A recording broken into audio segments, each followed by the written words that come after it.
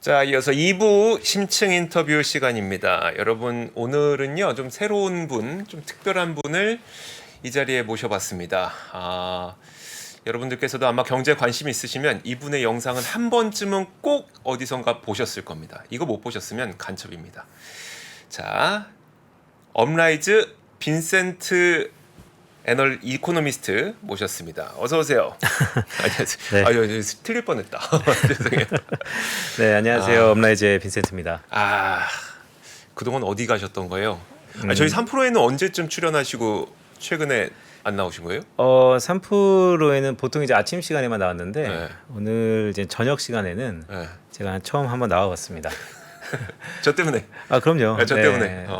온전히 이조 앵커 때문에 나오게 됐습니다. 그러니까 여러분 우리 빈센트님께서 저 방송하시는 거 보고 여기 한번 나가야 되겠다 해서 이제 작가님한테 연락해서 직접 나오신 겁니다. 이제 뿌듯합니다. 자, 좋아요. 근데 이제 뭐 농담은 농담이고 그 7월 한 달간 시장을 보셨을 때 좀 어떤 느낌이셨어요? 뭐 7월뿐만 아니고 상반기 전반적으로 조망해 네. 봤을 때 일단 뭐 역시 주시장은 흔들리며 피는 꽃이다라는 생각을 할 만큼 뭐 침체에 대한 우려, 가시성을 떠나서요, 아니 적시성을 떠나서 그런 우려에도 불구하고 지금 이 순간 놓고 봤을 때 꽤 가파르게 올라왔으니까 네. 상당히 열매를 맺었다라고 보고 있고요. 그런데 이제 쏠림이 있었다라는 거, 특히 뭐 이번 시간에는 오후 시간이다 보니까 이제 서학개미들, 그러니까 미국 주식을 보시는 분들을 주로 다루겠지만 글로벌이 전반적으로 쏠림이 좀 있습니다. 특히 주도주라고 할 수 있는 섹터 산업에 네. 자금이 상당히 몰리고 있고 흔히 뭐 2차 전지를 가진 자와 가지지 않는 자, 네네. 또한 가지려는 자, 뭐 이런 것처럼 여러 가지 쏠림에 대한 우려가 있었다라는 거. 그러니까 전형적으로 불안감을 안고 유동성이 많았었고 그 유동성이 전반적으로 이런 불안감을 이겨낼 만큼 앞으로 탄탄한 산업, 네. 탄탄한 섹터는 어딘가에 대해서 상당히 쏠림이 있었다라고 평가하고 있고요. 시장의 기대라는 게 낙관적 평양도 조금은 있지 않은가라고 생각을 하고 있습니다. 낙관적 평양이라고 말씀드리는 가장 큰 이유는 저는 실물 경제를 여전히 좀 불안하게 보는 사람으로서 네네. 지금 금융시장 참가자들이 보는 것은 이런 것이죠. 인플레이션 피크아웃, 미국 그쵸. 경제의 노랜딩, 네. 이런 이런 쪽에 보면 이퀄 골디락스라는 얘기거든요. 그래서 이 전반적인 것들이 상반기에 꽤 가파르게 달려왔는데 7월달 아니면 하반기를 앞두고 이런 7월달이 중간에 분수령이 될지 네. 아니면 여전히 하반기 다시 한번 가속도를 낼 수 있는 그런 이음새가 될지 네. 저도 주목하고 있는데 저는 전반적으로 유동성을 차치하더라도 실물 경제는 좀 불안하지 않는가 이렇게 좀 보고 있습니다. 그러면 어떤 변수가 좀 가르게 될 것 같으세요? 7월 이후를. 네, 이제 이렇게 보고 있는 것이죠. 금리일 것 같아요. 네네. 지금 시장이 기대하는 금리, 특히 이번 주에 7월 FOMC라는 이벤트가 있는데 7월 FOMC는 되게 재미있죠. 왜냐하면 하반기 시작하는 첫 통화정책 회의이자 5월달에 기준금리를 마지막으로 인상하고 6월달에 동결했는데 네. 7월달이 마지막이 아니었나 보다. 다시 한번 기준금리 25bp를 올릴 것이다라고 거의 다 반영하고 있기 때문에 그렇다면 징검다리 기준금리 인상이거든요. 그렇죠. 이 징검다리 기준금리 인상이 미국에서 있었습니다. 2017년도에 있었어요. 네네. 2017년도에 있었기 때문에 그때랑 지금이랑 비슷하게 갈 것인가? 아니면 이제는 뭐 여러 가지 거대 대담들이 있죠. 네. 한 발짝 뒤로 봤을 때 글로벌 경제가 패러다임 시프트, 즉 세계화 경제가 분권화 경제로 바뀌고 있고 네. 전반적으로 글로벌 밸류 체인이 바뀌고 있고 이런 것들 놓고 봤을 때 인플레이션이 다시 한번 6개월에서 1년 뒤에는 그러니까 정확히 1년 뒤에는 되게 높을 거야. 그러니까 연준이 어차하면 기준금리를 상당 부분 높은 수준에서 동결할 수도 있어. 네. 이런 가능성도 있는데 지금 금융시장은 그런 것을 전혀 반응하지 않고 있죠. 그러니까 쉽게 말하면 과거에 네. 징검다리 금리 인상을 했을 때는 사실 자유무역이 활발하던 때 네. 그때 그냥 그러니까 금리만 올리면 됐어요. 네. 근데 지금은 중국하고 미국 나뉘어 뭐 러시아도 나뉘어 이러다 보니까 공급망으로 인해서 발생할 수 있는 물가 상승이 하고 있다 보니까 네. 뭐 예컨대 흑해 곡물협상도 지금 또 이제 연장 안 되지 않았습니까? 그것 때문에 막 또 음식료 가격 올라가면 어떻게 이런 게 있다 보니까 오히려 금리는 는 상당 기간 고공행진할 가능성이 있다는 말씀이실까요? 여전히 높은 수준의 금리 수준을 네. 우리는 준비해야 된다라고 저는 보고 있고요. 그러니까 이런 거죠. 인플레이션이 피크아웃 됐는데 네. 그렇다면 예전에 제로 금리로 가는 것인가? 네. 아니면 못 가는 것인가? 네. 저는 후자 못 갈 가능성이 있다라고 보고 있고요. 그런 의미에서 지금 주식시장을 놓고 봤을 때 이미 뒤에도 얘기하겠지만 CME 금리 선물에서 이미 기준금리 인하가 6개월 아니면 많게는 9개월 뒤에 시차적으로 벌어진다라는 게 반영하고 있는데 또 모르죠. 연준 위원들이 어떻게 바뀔지. 네네. 하지만 너무 단정짓게 시장이 좋은 쪽으로 많이 반영하고 있다라는 게 한쪽으로 또 쏠림이다라고 저는 보고 있는 것이죠. 알겠습니다. 그러면 7월 인상한 이후에 또 추가 인상도 있을 것 같으세요? 아니면 그래도 그 정도까지는 네. 좀 아니, 그러니까 좀 내려가진 않을 거. 그러니까 네. 내려가는 폭이 좀 작을 거라는 건 말씀해 주셨는데 그럼 더 올라갈 거냐에 대해서는 의견이 좀 어떠세요? 그러니까 우리가 7월 FOMC를 앞두고 네. 뭐 이런 세 가지 단어가 있었죠. 스킵이냐, 네. 아니면 퍼즈냐, 네. 아니면 커지냐. 네. 커지라는 것은 기준금리 인하인데 가능성은 많이 약해진 것 같아요. 왜냐하면 거론되는 사람이 극히 없기 때문에. 네. 하지만 아이러니컬하게도 내년도 3월부터는 또 금리는 내려간다라고 보고 있어요. 그렇게 전망하고 있죠. 네, 금융시장은. 네. 하지만 연준은 일단 전도표상에서는 그렇게 얘기하고 있지는 않습니다. 네. 특히 올해 연준이 얘기하는 것은 앞으로 7월 달을 포함해서 한 차례 더니까 네. 금융시장이 생각하는 것보다 또 한 차례 많아요. 그래서 되게 혼선되고 있는데 네. 저는 개인적으로 제가 생각하는 미국의 경기 모형을 돌려봤을 때 지난 5월 달에 기준금리 인상이 적절했다. 마지막으로. 네네. 네, 그렇게 보고 있어요. 어. 그러니까 지금 7월 달에 기준금리 인상을 앞두고 있는 한 2, 3일 네. 앞두고 있는데 저는 지금의 기준금리 인상이 네. 미국 경제에 좀 부정적인 여파로 되돌아올 것이다. 아 그래요? 네, 라고 보고 있습니다. 아 오히려 지난달까지만 했으면 괜찮았을 텐데 한 번 더 올려서 약간 문제가 생길 수도 있겠다는 우려심. 한 번 더도 문제가 있지만 네. 그러니까 레벨 자체도 좀 높아요. 제가 생각하는 것보다. 그런데 문제는 연준이 여전히 저는 매둘기라는 표현을 쓰는데 네네. 기대 인플레이션을 잡기 위해서 매파적인 스탠스를 그러니까 원론적인 스탠스가 매파적 스탠스로 해석이 될 텐데 네. 매파적 스탠스를 꽤 오랜 시간 고수할 거라는 것이죠. 그렇다면 이게 제가 생각하는 미국의 잠재 성장률보다도 높은 수준의 기준금리 네. 그리고 더하기 연준이 계속해서 기대 인플레이션을 잡기 위해서 강하게 네. 여차하면 인상이다라는 신호를 꽤 오랜 기간 줄 가능성이 있던데 그렇다면 미국 경제뿐만 아니고 자산시장에서도 긍정적이진 않다라고 보고 있습니다.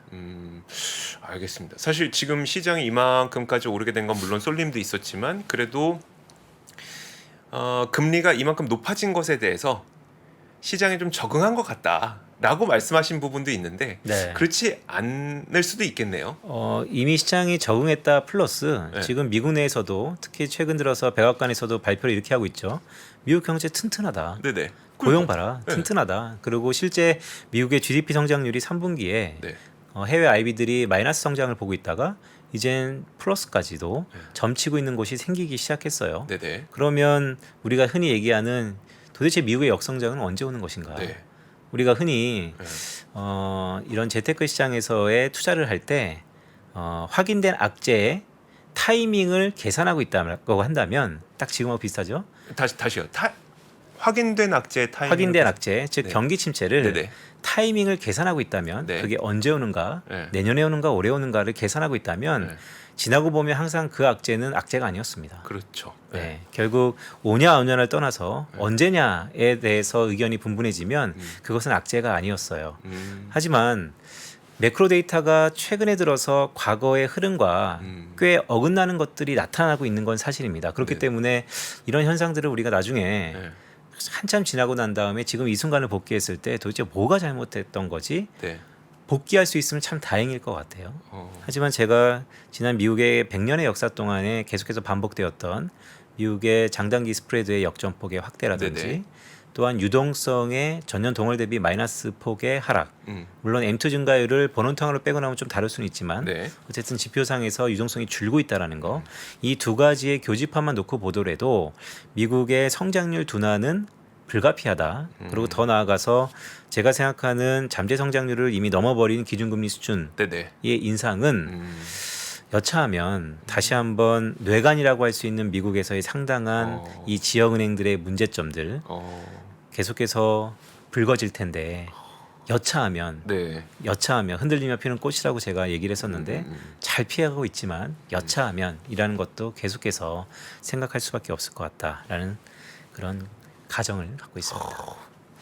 와, 그럼 이게 어디서 터지게 될 것인가를 예측할 수 없으니까 사실 악재라고 하는 거죠. 말씀하셨던 것처럼 뭐 맞습니다. 그 우리가 네. 다 상업용 부동산이 문제가 있대 그러면 문제가 있으니까 그러면 뭐 재무부에서도 이제 뭐 저기 뭐 조치를 취해주고 하니까 이제 더 이상 악재가 아닌 게 되는 건데 말씀하셨던 것처럼 지금 뭐 고용 시장 탄탄하죠. 뭐 GDP 2% 나왔죠. 뭐 펀더멘털 되게 이거 봐 골디락스야라고 했는데 어느 순간 이게 뭔가 땅 터지면 이제 네.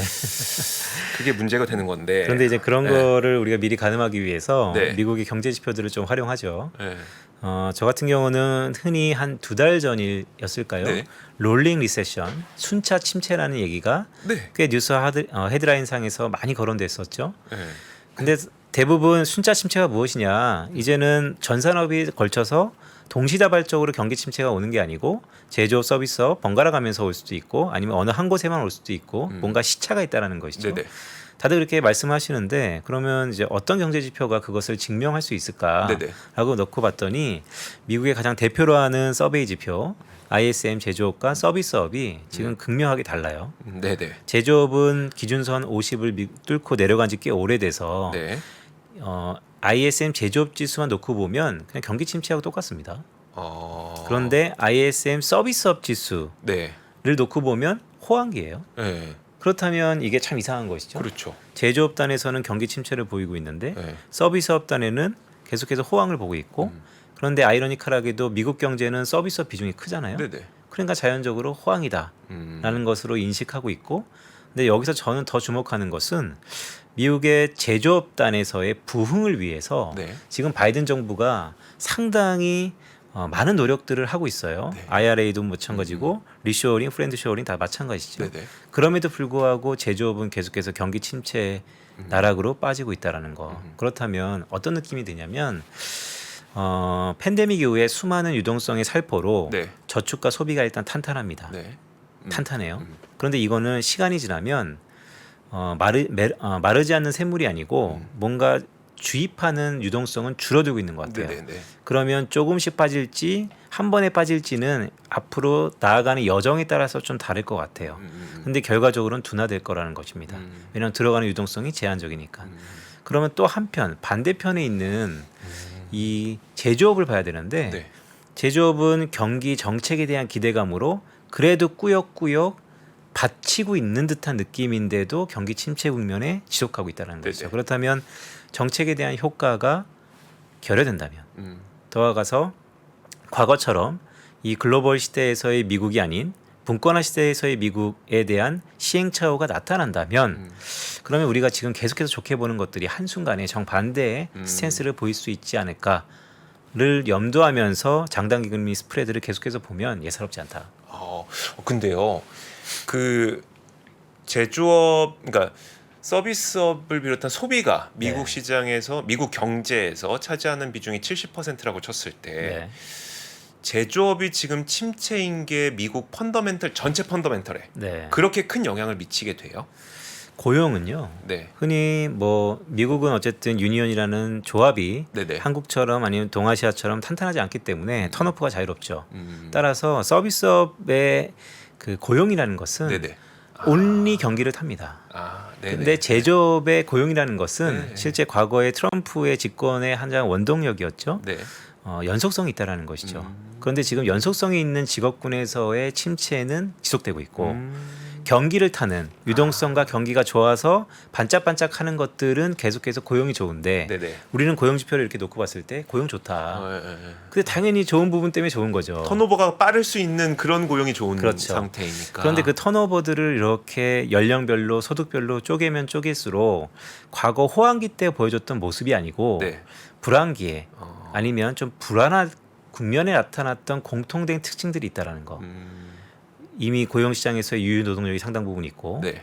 젊은 친구들이 서비스업이나 아니면 호텔 레저 이런 쪽에 많이 종사하고 있는데 그들이 소비할 수 있는 여력 자체가 최근에 스튜어드 드론이라 그래서 네네. 뭐 바이든이 지금 여러 가지 의견들이 있는데 이제는 탄감의 유예가 끝난다는 거 아닙니까? 학자금이요, 학자금. 맞습니다. 네. 네. 그렇다면 이제는 버는 것 족족 갚아야죠. 소비하는 게 아니고 갚고 소비한다는 거. 네네. 갚고 소비한다는 건데 그게 옛날만큼 소비가 탄력적일까? 아. 네, 하나하나 따지고 보면 약간 그 불안했던 것들이 몇 개월 더 이연되고 지연되고 흔들리면서 다 네. 적응한 것 같지만 실제 안에 경제 지표들을 파고 들어가서 하나씩 보면 과거 호황기에 네. 나타났던 미국의 모습이 아니다. 오히려 불황기나 아니면 둔화 국면에 나타나는 모습이다라는 것을 지울 수 없습니다. 펀더멘털이 그렇다. 이거 빠져드네. 여러분들도 그러시죠? 빠져들죠? 근데 이제 그러면 이제 기업 실적으로 봤을 때는 사실 네. 미국의 기업들이 워낙 해외 수출을 많이 하잖아요. 그러니까 네. 실적도 좀 약간 불안불안한 상태예요? 아니면 그래도 수출은 많이 하니까 네. 좀 안정적인 상태예요? 미국의 전체 GDP에서 차지하는 수출 비중은 극히 작아요. 네. 하지만 기업들은 글로벌리 다 매출이 밖에서 벌어들이는 것이죠. 네네. 그래서 비용이냐 편익이냐 수익이냐 매출이냐에 따라 좀 다른데 그런데 이 전반적인 최근에 또 실적 시즌이니까 네네. 실적 시즌을 논하기 전에 아까 제가 올해 상반기를 전망했을 때 주도주와 쏠림이라고 네. 얘기했잖아요. 네. 실적도 마찬가지예요. 결국 주도주와 쏠림에 대해서는 더 많이 나오냐 적게 나오냐 어쨌든 그 안에서의 의견이 분분한 거지 우리 흔히 불안한 요소들의 산업들은 네. 여전히 이 큰 변화 속에서 불안감이 많다. 그래서 뭐 한국도 그렇고 미국도 그렇고 2분기 바닥에서 3, 4분기에 얼마나 회복할 것인가가 네네. 실적 가이던스의 가장 중요한 분수령이고 그 가이던스는 각종 애널리스트들의 컨센서스가 모아질 텐데 네네. 이미 금융시장은 아까 모두에 말씀드렸던 것처럼 골디락스를 반영했잖아요. 네. 그러면 V자 반등을 다 기대하고 있습니다. 이미 지금의 주가의 속도는. 네네. 그런데 과연 V자 반등할 것인가? 모든 시나리오는 반반인 것이죠. V자 반등할 수도 있고 안 할 수도 있고. 네네. 근데 안 한다는 것에 별로 반영이 안 된 현재 가격 지수들. 저는 그게 좀 불안할 수 있다. 약간 우리가 우리나라에서는 뭐 2차 전지에 약간 눈이 이제 네. 가려졌고 네네.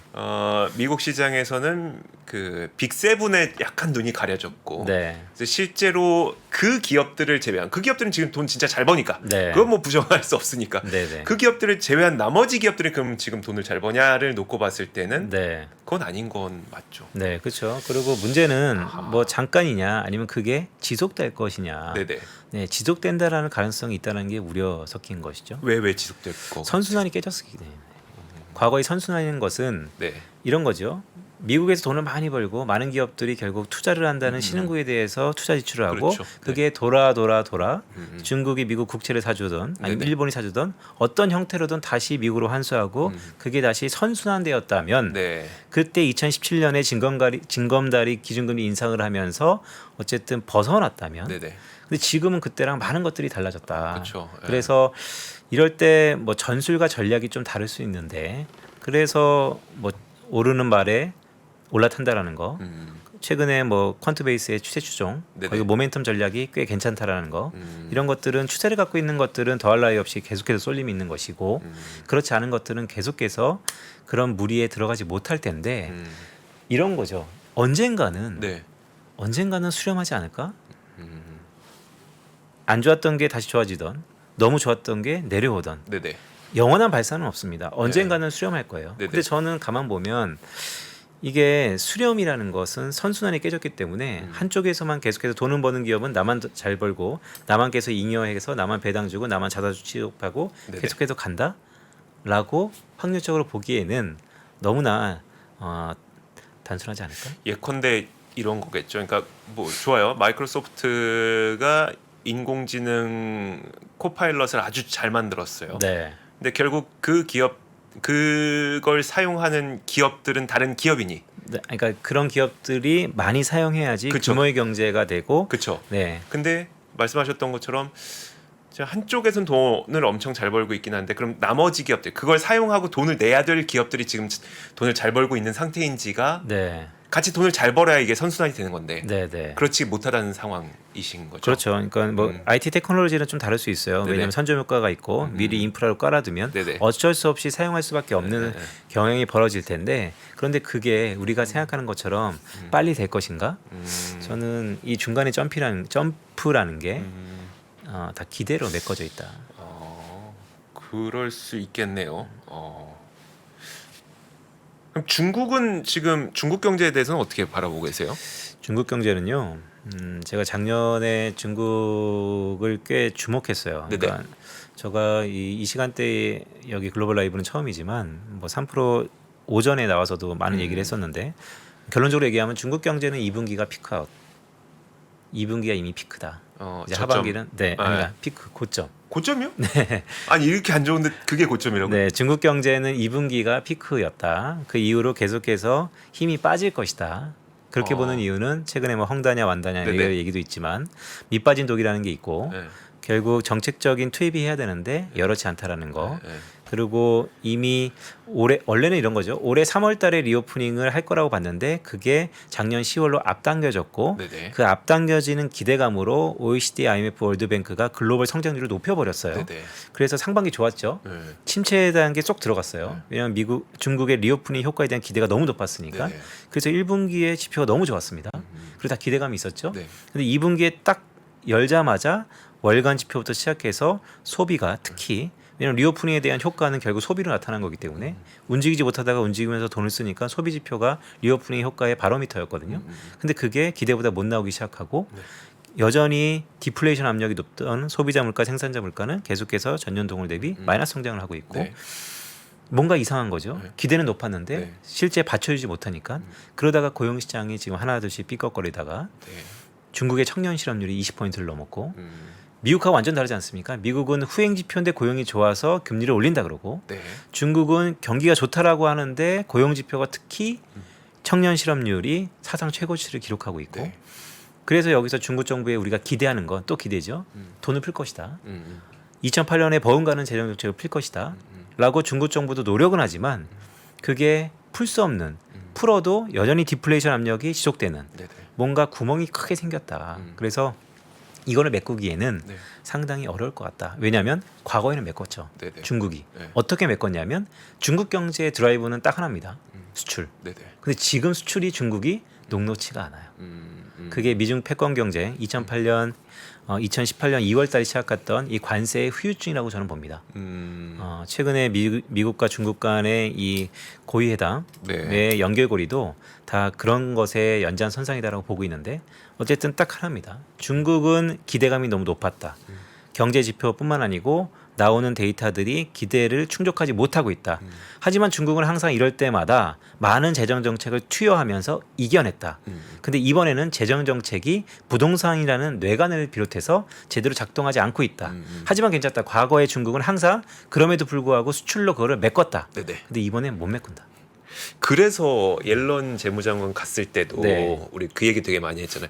관세와 관련된 걸 좀 풀고 오지 않을까? 네. 뭐 풀진 않더라도 네. 풀기 위한 어떤 한 발을 내딛지 않을까? 근데 만약에 관세가 풀리면 좀 달라질 수 있어요? 혹시? 저는 달라질 거 없다고 봅니다. 그래요? 네, 왜냐하면 관세라는 게 전 정권에서 되게 중요했죠. 네네. 트럼프의 관세 정책은 역사의 뒤안길에서 언젠가 평가를 하겠지만 과연 성공인가라고 봤을 때 네. 미국이 중국한테 수입하는 규모는 훨씬 더 커졌고 네네. 오히려 관세 때문에 미국이 이득봤다라는 것은 데이터상은 없습니다. 네네. 하지만 중국이 저렇게 어려워지는 것에서는 수출단에서의 제 기능이 안 하는 게 분명히 있기 때문에 어떻게 보면 성공한 것 같아요. 왜냐하면 관세를 매긴다는 것이 목적이 아니었고 그렇죠. 중국이 중국이 패권 경쟁에서 뒤처지게 하는 게 목적이었기 네네. 때문에 그러면 반쯤 목적은 성공한 것 같아요. 네. 그럼 뭐가 과연 성공했을까를 놓고 봤다면 관세는 미국한테도 살을 베는 듯한 아픔에도 불구하고 주변국들 특히 한국이 그 중에 타겟이었고 네네. 대만이었고 일본이었는데 그 주변국들이 한 3년 전하고 2년 전하고 작년하고 또 다르죠. 중국하고의 거리두기를 실제 하고 있다라는 거. 사업도 다 미국으로 돌렸죠. 그렇죠. 이 스탠스가 네. 상당히 크다고 봅니다. 결국 아. 어떤 패권국이 정책을 필 때 자기의 감내 감소 손실에도 불구하고 이것을 고수했다라는 거. 네. 그런데 그게 지금 중국한테 나타나고 있다라는 거. 또 중국이 수출하는 품목들을 또 쪼개 보면 한국하고 비슷한 중간재 성격들이 또 많아요. 네네. 그 중간재는 한국이 과거 중국한테 갔던 것처럼 중국은 지금 동남아한테 가고 있고, 자 근데 동남아는 미국뿐만 아니고 일본의 전처적인 기지였던 것이 꽤 오랜 시간 지속되었기 때문에 이렇다면 결국 이 미국과 중국의 패권 경쟁에서 단순히 지금 미국이 관세를 철회한다 해서 중국에 대한 기대치가 올라가든지 정상적으로 작동하진 못할 것이다. 저는 그런 것을 다 감안하고 미국이 화해 제스처 비슷한 것을 취하지 않았나라고 보고 있습니다. 너무 어두운 거 아니에요? 그럼 우리 어떻게 해야 돼요? 그러면 어떻게 해야 돼요? 어떻게 될 것 같으세요? 네, 저는 그래서 실물 경제는 네. 좀 둔화할 가능성이 좀 높다라고 보는데 네. 올해 상반기를 복귀했을 때 그럼에도 불구하고 침체가 안 왔고 네. 주가는 좋았다. 그런데 과연 주가는 좋았었나를 복귀해 보면 성장하는 산업, 쏠리라는 산업에 몸담고 있었으면 포트폴리오상의 기쁨은 있죠. 네네. 하지만 엄청 불안할걸요. 맞아요. 너무 과한 거 아닌가? 막 이런 생각 다들 하실걸요? 네. 불안은 두 가지입니다. 하나는 돈을 많이 벌어도 여기서 매도하면 더 벌 수 있었을 텐데라는 맞아요. 우려감이 있고 네네. 못 가졌으면 네. 뭐 어떤 기업은 연초 대비 10배 이상 올랐는데 여기서 내가 지금 꼭지 잡는 거 아닌가? 네네. 수만 가지 우려감들이 있는 것이죠. 그런데 저는 이런 말씀 드려요. 어떤 것을 행하지 않으면 피드백은 없습니다. 네. 그러니까 지금 이 순간에 의심이 들다면 네네. 뭐 적은 돈이라도 한번 액션을 취하는 거고 근데 저처럼 전반적으로 실물 경제랑 금융시장이랑의 괴리가 좀 더 커지고 있는데 네. 이게 올해 아니면 내년 아니면 그 후년이 된다 하더라도 언제까지 지속될 것인가? 저는 지속되는 세계는 본 적이 없다. 그래서 그래요. 네, 그래서 뭐 우리가 하루 이틀, 2, 3년 하는 거 아니니까요. 네. 네. 그러니까요. 참. 참. 반박할 수 없는 게 너무 화가 나네요. 아 근데 오늘 뭐 제가 여기 사실 이조 앵커는 저랑 엄청나게 큰 친분이죠. 제 결혼식에 사회를 보시지 않았습니까? 그래서 오늘 제가 이렇게 큰 맘 먹고 왔는데 네. 오늘 이렇게 뭐 우울한 얘기만 계속 드리려고 온 건 아니고요. 네네. 네. 음. 결국 이런 거인 것 같아요. 일단 모든 키는 연준에서 시작되는 것 같습니다. 연준의 트랜지토리, 그러니까 연준이 실기라는 단어, 네네. 실수했다는 중앙은행, 네. 면죄부가 있나요? 저는 그런 것들이 지금 자산시장에서의 상당 부분 쏠림을 나타내고 있다고 봅니다. 근데 여기서 한 번 더 실기하지 않을까에 대해서 저는 상당히 우려 섞인 부분에서 보고 있는 것이고요. 근데 또 한편에서는 한 번 실수하면 됐지. 네. 전 세계 수많은 똑똑한 경제학자들이 연준 내부에 다 포진돼 있는데 네네. 인플레이션만 한번 잠깐 잘못 본 것이지 이제는 경기 판단이라든지 아니면 또 다른 인플레이션 지금 코어 인플레이션 아니 비거주 뭐 근원 인플레이션 상당히 높게 보니까 네. 이런 것들은 제대로 보고 있는 거야 라고 하고 있는데 저는 그것조차도 이 한 번 실패가 두 번, 세 번 실패를 또 불러올 가능성도 염두해야 된다라는 것으로 연준을 바라보고 있어서 연준의 이번의 실기는 네. 경기 판단에 대한 실기, 오히려 오버킬 가능성. 그래서 제가 모두에 말씀드렸던 것처럼 7월 달에 기준금리 인상이 여차 지금의 이 순간에서 기준금리 인상을 안 하면 네. 득보다 실이 훨씬 더 큰 국면에 온 건 사실인 것 같아요. 정책적 신뢰 측면에서도 그렇고. 네네. 하지만 너무 높아진 기준금리 인상이 아닌가. 경제가 미국 경기가 과연 백악관 말처럼 좋은 것인가? 그러면 백악관 정책만 따르고 투자하면 되는 것인가? 뭐 이런 의문도 좀 있는 것이죠. 알겠습니다. 하긴 그 쏠림 현상과 이런 것들이 사실 경험할 때는, 그러니까 그 시간을 통과할 때는 모든 투자자들이 앞으로 더 희망적일 것 같다는 생각을 해요. 네. 그런데 어느 순간 몇 개월 뒤에 돌아보면 그때 내가 그러지 말았어야 되는데 라는 생각들을 항상 하게 되니까 참 그런 경계심을 좀 갖고 있어야 될 것 같습니다. 저도 사실 좀 방금 말씀하셨던 것처럼 그런 얘기가 있었어요. 그럼 금리를 이제 다 올렸어요. 네. 이제 더 이상 못 올려요. 더 이상 못 올린다는 건 네. 그럼 좋다는 얘기냐? 네. 아니다. 네. 올릴 수 있을 만큼의 턱끝까지 다 찼기 때문에 못 올리는 거라 네. 이건 안 좋은 거다. 네. 곧 터질 가능성도 있다는 거다라는 네. 이야기를 하시는 분도 아, 있었거든요. 네. 그래서 인상의 끝자락에 왔다는 게 어쨌든 좀 그런 불안한 상황인 건 맞을 수도 있겠네요. 그 부분은 과거를 좀 살펴봐야겠죠. 네네. 왜냐하면 기준금리 인상을 하는 그 모티브 원동력에 따라서 판단이 좀 다르기 때문에 그런데 이것저것 차치하고 한 발짝 뒤에서 딱 그냥 한마디로 보면 연준은 항상 통화정책 정상화, 네. 즉 낮았던 금리를 올리는 거 마침표를 찍은 적이 없습니다. 항상 기준금리 끝자락에서는 경기 침체라든지 네. 뭔가 어쩔 수 없는 선택을 할 수밖에 없다라는 게 과거 수차례의 경험이에요. 그랬죠. 네, 항상 이번은 다를 거다라고 얘기했던 거고. 근데 이번에도 기준금리 인상을 꽤 작년 3월 때부터 가파르게 하고 있는데 계속 근거는 되고 있죠. 인플레이션이 잡히든 말든 하지만 헤드라인 차치하고 근원을 보면 여전히 높다. 그래서 좀 더 잡아야겠다. 좀만 완화적으로 보면 저렇게 투기적인 자금들이 주식시장의 기대 인플레이션을 높이기 때문에 원론적인 대답을 할 수밖에 없고 계속해서 누르겠다. 그리고 걱정하지 마라. 미국 경제는 탄탄하다. 이 3박자를 계속해서 주창하고 있어요. 근데 과거에도 그랬다는 거. 네, 그게 저는 의심의 여지로 좀 보고 있는 것이고요. 연준 말이 맞으면 참 좋겠죠. 네네. 근데 과연 연준 말이 맞다라는 것이 연준은 그럼 도대체 무엇을 보고 정책을 하는 것인가? 저는 이럴 때 결국 연준이 선언했기 때문에 데이터 디펜던트 그거는 이제 후행적으로 선행적으로 전망을 하고 모든 정보를 갖고 있지만 시장과의 소통은 후행적으로 한다라는 게 연준의 스탠스예요. 네네. 그리고 연준에게 더 이상 전망을 바라면 안 됩니다.